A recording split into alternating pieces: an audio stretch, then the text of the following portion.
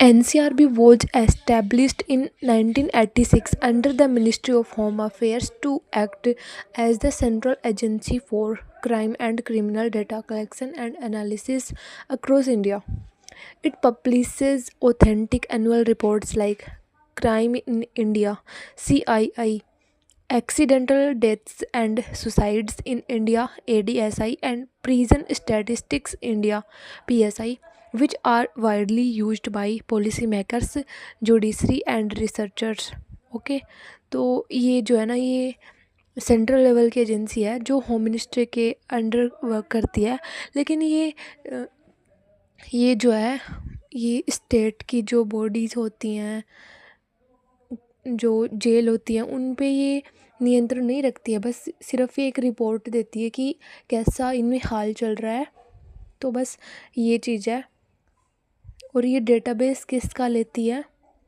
Crime and criminal tracking network system CCTNS का, और CFPB central fingerprint bureau का, और national cyber crime reporting portal का।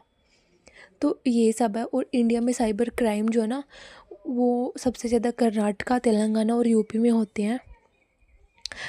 जो मतलब कर्नाटक में 21,889 केस 2023 में आए थे, और इकोनॉमिक्स ऑफेंस के 2 लाख केस हमारे इंडिया में आए हैं। और टोटल क्राइम जो है ना, वो बहुत ही ज़्यादा बढ़ रहे हैं। 2023 में 6.24 मिलियन केस थे, जो पिछले साल से 7.2% इंक्रीज़ ही हुए हैं। और एवरी 5 सेकंड में एक क्राइम हो जाता है, चाहे वो रेप का हो, चाहे कैसा भी हो। ऐसे 5 सेकंड में एक केस ऐसा हो ही जाता है।